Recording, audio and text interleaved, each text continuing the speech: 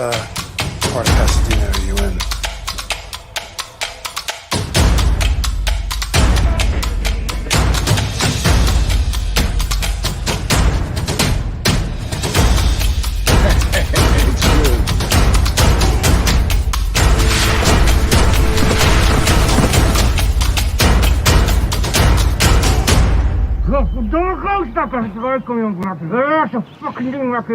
Dit is café. Fucking kapot, jongen. Echt waar. Lekker heel geslacht. Ja. Welcome to day 2 of the Yucca Valley Film Festival. We are live. The documentaries just screened on the XERB platform. Right back behind me, we have a playback of the Iron Duck, because right now we are going to receive filmmaker, director Ben Dolank, who's going to be with you, be with us, and discuss his film, The Iron Duck. Ben, how are you? How's it going? Good. I'm very good. Where are you right now? I'm in Ventura, California. Okay, this is where you're from? Yeah, this is where our little production studio is based. Okay, so we just watched the Iron Duck documentary. You directed, you produced. How did you end up working with these guys? How did you find the two bands, the two Bobs? I found the two Bobs. I was working on a television show, and we were trying to shoot some stuff in New York that involved ice sailing. And I reached out to them to see, the condition of the ice, and they said they were on their way to the desert, and kind of alluded to the fact that they, that they had done this thing back in the past. So I just put that in my back pocket of a story that, that I would want to tell. And then probably 3 years later, got around to getting in touch with them and having time to start this. So you met them through another project, kind of by chance, and then totally. In the back of your mind till the day you reached out to them again?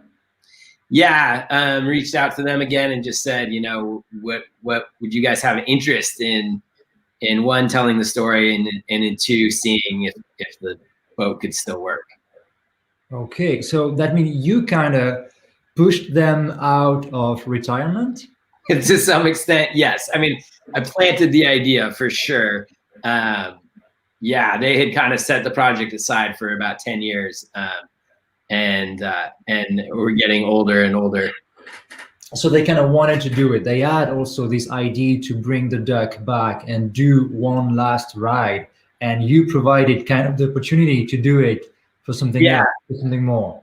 Yeah, the catalyst. And then once we, once they figured out that it could go back together and that everything was still there, all of a sudden you could see them start to be like, oh, well, oh, that's real. Could we get the record again? And could this be a possibility? Some of the dynamics of the record changed because you could have a GPS get your speed rather than racing towards a speed limit. So it made it possible. Yeah. So your background, you've been an athlete yourself. You've been skiing, so you're not a stranger to the speed and the skating in a way. Yeah, I used to be a professional skier, and I think that story of transition out of anything that you've done very passionately has always intrigued me. That's it's like you either figure out how you're going to transition through life, or you kind of stumble right there. And you worked for TV a lot. You've been working on American Idol. You've been working for NBC, Discovery Channel, National Geographic. So what about American Idol? I mean, what did you do on that? I mean, American Idol was actually my first television show, and I actually got the job off of Craigslist. Started as a PA, it was when I was still skiing, and then ended up, they asked me to come down to the studio and do a season, and I was like not very excited about it because I was still skiing, and then I blew out my knee, and that was my option. So Okay. it's its own fun little weird segue in my career. You sent us when you submitted the documentary, you put a director's statement. That's kind of I'm going to read it a little bit. Yeah. When has a dream gone too far? How long do we hold on to the goals and aspirations that we give our lives to? The Iron Duck is the story of one man who's driven to achieve a very obscure record and drags his best friend along. That's kind of an intense statement and a little bit on the dark side, isn't it? Yeah, I mean, yes, I think it's something that that we all question. You know, in the Iron Duck, Bob, the Bob whose idea it was, he never got the record. Yeah, his best friend did, and because he was driving, he was sailing the boat. Was sailing the boat, and so you know, it to me, the whole project was about that intense passion that you spend 25 years of your life searching for this thing and you never get it. And that idea of like, when is it time to give up? At what point does it become, you know, detrimental? I think film projects are very much the same. I'm sure that's, you know, a parallel in my brain to of like when, you know, we all feel like in the creative process, at some point we're doing something really absurd. And I guess that's part of it. In sports, in competition, in filmmaking, everything creative, we all face these kind of challenges and these kind of thoughts. Yeah.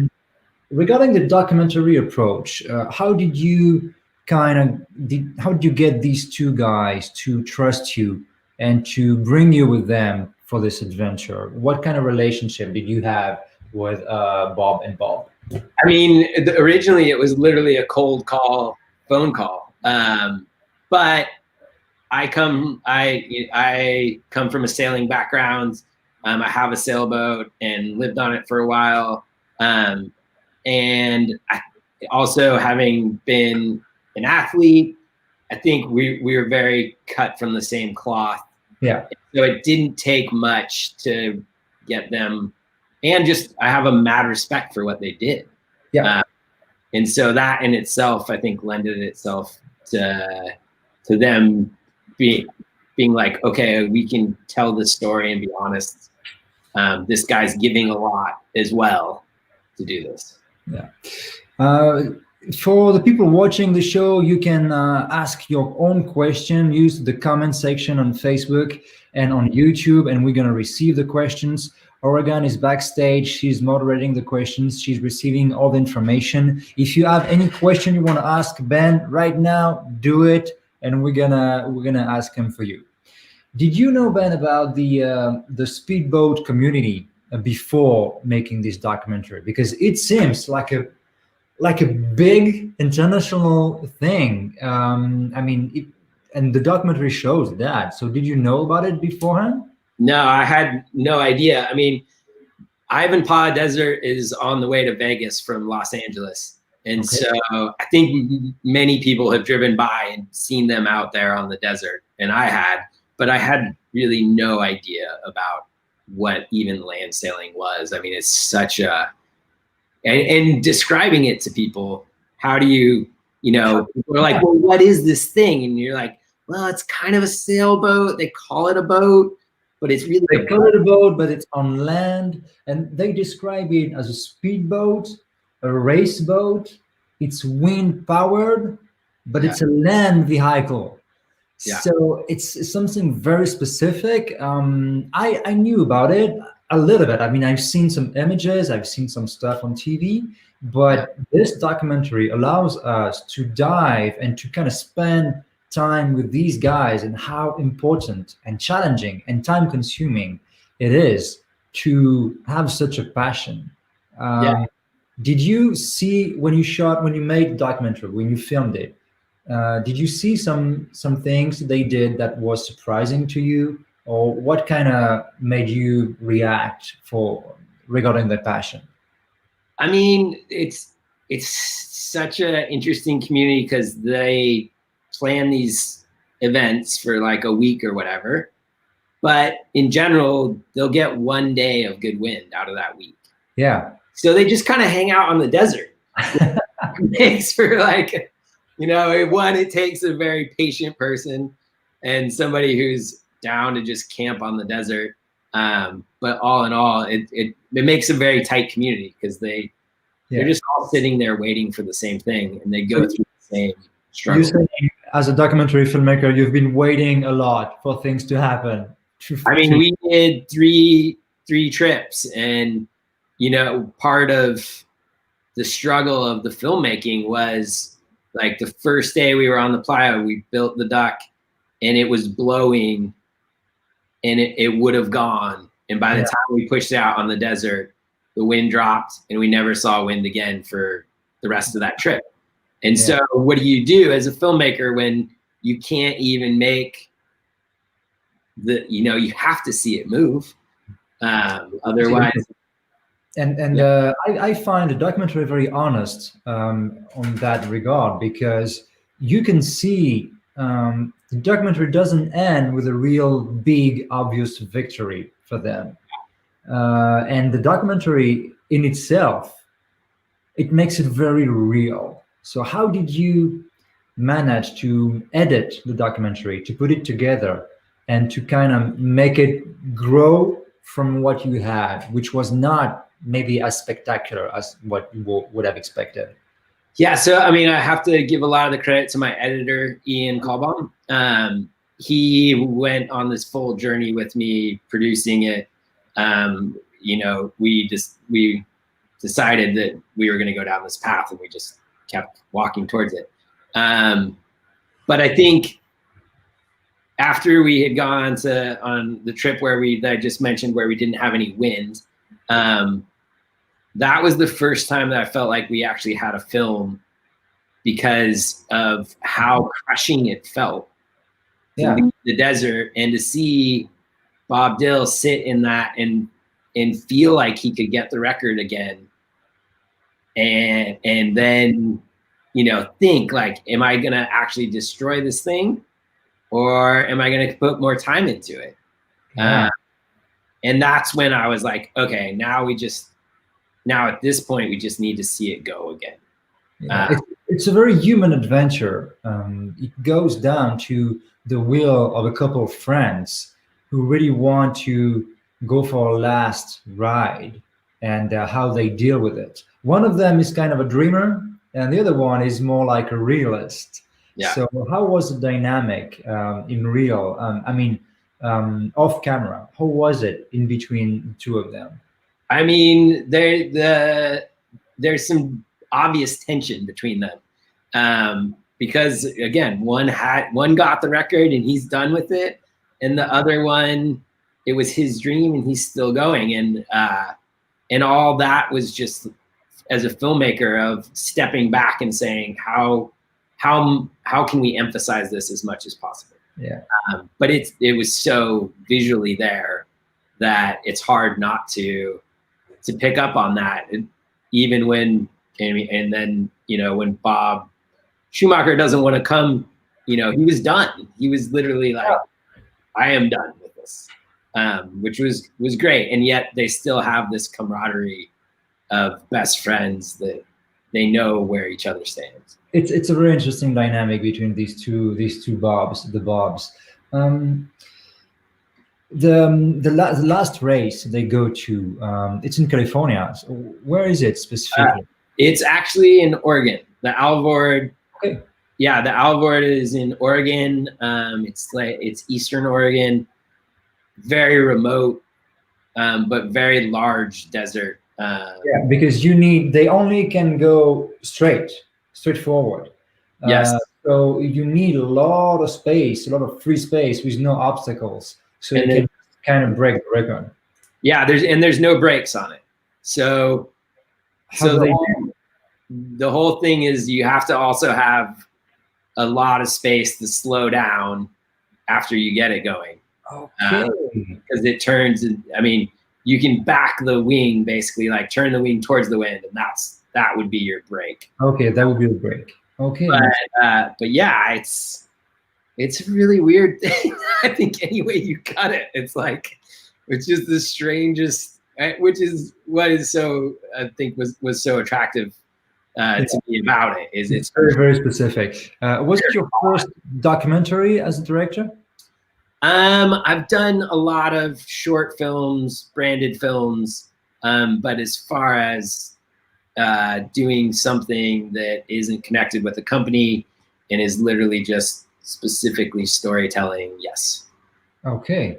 Are you working on another documentary? Is it a genre, a style that you want to keep working on? For sure.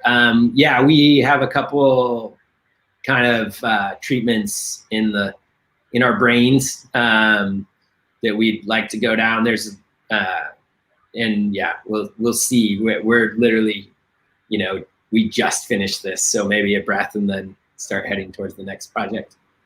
The first boat was made of wood. It was a wooden duck, and it didn't work that much. They switched to the iron duck. So the iron duck you have in a documentary is number 2. How did you get to have and to use all this archive and vintage footage of everything they've done in the 90s and since they started this adventure? That must have been quite a dig, quite a work to assemble all this footage. Yeah, we got really lucky in that Bob Dill's son was out there with an old VHS video camera capturing a lot of that. So that was one piece of the archival footage. There was also a random adventure film that was made, or adventure TV show that was made on them, where Bob went out and tried to get the record again. Through random old ski connections, I happened to know that filmmaker, and I didn't know any of this starting this project, but we were able to acquire that footage as well through my old ski contacts. And then, yeah, I mean, it just seemed like as we started to unfold the story, we would lump onto some more, like the Greenberg footage. We connected with the company that funded that project, and they were like, yeah, they just sent us all their footage. So wow, it just kind of built out. It was never. Yeah, absolutely. It gives a large scope to the documentary and gives you a sense of the life and how this project was a life project for them. Absolutely. Yeah, we set out to make like a 7 or 8 minute film. In terms of film festival, where are you at? Is the UK Valley Film Festival the first film festival you're screening at or not?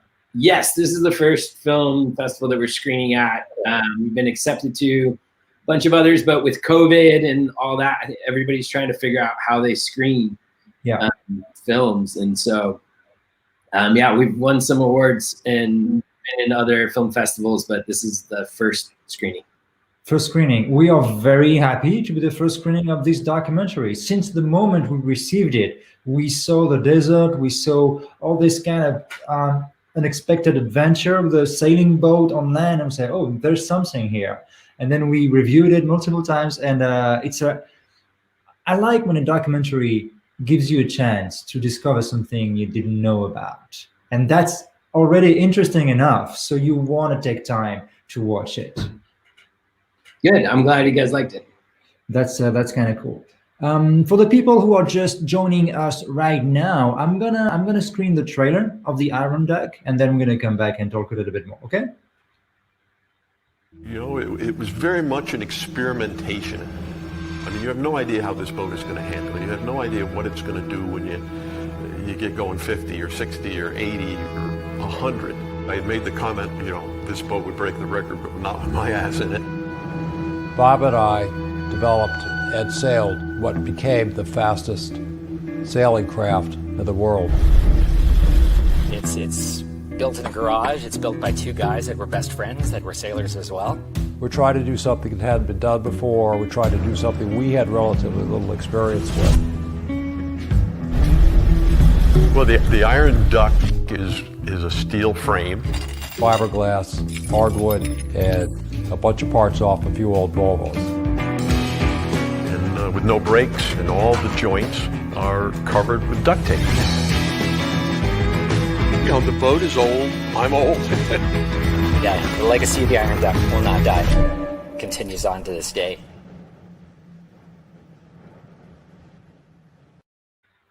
For the people joining us right now, this is the trailer of the Iron Deck documentary directed by Ben Dolenk. And the documentary still is available on the platform XERB, and it will remain available through November 22nd. So you still have a chance to see it, and then you can watch back what we just did here, so you can learn more about it.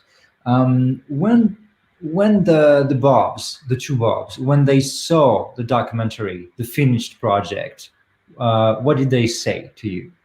Yeah, I actually just spoke to them this morning because they just finally, I got to seeing it. I mean, I think for them, this like encapsulates the whole project together, to where I know that Bob Dill, you know, it's after spending that much time, it's really hard to let go of such things. Yeah. And even though he took it to the crusher the day after we went to the Alvord. Yeah, I've seen that at the end of the documentary. When he's done with it, he goes to the dumpster or to somebody, and he sells it for like $31. Yeah, I mean, the iron pieces and everything. Yeah, it blew my mind too that like after all that he would just sell it for scrap. I mean, but I think it was a culmination of everything, getting to sail it again, and then just to be like, I am done. That's done. And imagine how symbolic it is, the psychological process. Like, you've done this your whole life. It's a passion project. You've done it multiple times. You put it to retirement. You're bringing back to retirement. You try to achieve your dream, and then you say, okay, that's over, and you sell it for $31. Yeah. That's kind of he really wanted to kind of get rid of it in a way, maybe. Or just say, okay, that's over. The book is closed. The book is finished. Yeah, for sure. I mean, it's funny. We were staying at a hot springs on the Alvord Desert, and they asked if we could leave it there, because they were like, this is like a historical thing. Like, we would love, you know, to have it.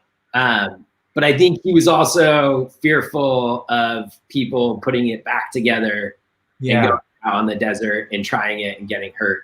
And I think you're right too, though. He just wanted closure. He wanted to set that piece of his life. Definitely, it makes sense. And you talked about the tension between the two guys, and how important it was, and how one of them achieved the record, and the other one was still kind of on the verge of trying to do it. So it all makes sense. What's your next project, Ben? What are you working on right now? I mean, I said we have a couple ideas in the hopper.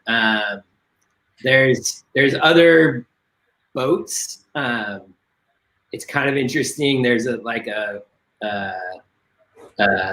boat called the Blackbird. They're all called birds, which is really weird. And Bob Dill's been a part of all of them. But there is another land sailing yacht that sails directly downwind, and it was this whole idea that was put out on the internet, and I think and everybody said it wouldn't work. It's physics, and somebody put up the money to have this guy build it, and he built it, and it works. But it works so well that it just goes faster and faster until it disintegrates, until the machine falls apart. That's just like, I mean, that would be a project that would be connected to this, but we have other projects that we're looking into right now. Yeah, right now. Okay. So we're going to continue the film festival right now. Thank you, Ben. Thanks so much for taking the time to discuss with us about your documentary.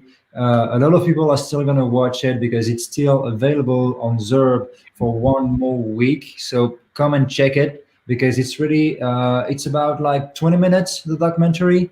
It's kind of a short one, and you're gonna learn a lot. You're gonna have fun. It's entertaining, and you're gonna have the chance to share a piece of life of these two people. We're gonna continue the festival. 1 p.m. we're gonna have the animated films for the kids section. 2 p.m. we're gonna have the drone films. Because of COVID and everything, the drone films are gonna give you a chance to travel to Scotland, Bavaria, Germany. What do we have? Australia, of course. And after that, at 3 p.m., we have the short film with William Baldwin. The film is Torque. And at 3:30, 3:30, we're going to have William Baldwin with us live, and you're going to be able to ask him any question you want. Ben, thank you so much. Thanks for having me. We wish you the best of luck for your next project, and we hope to talk to you soon. Sounds good. Bye-bye.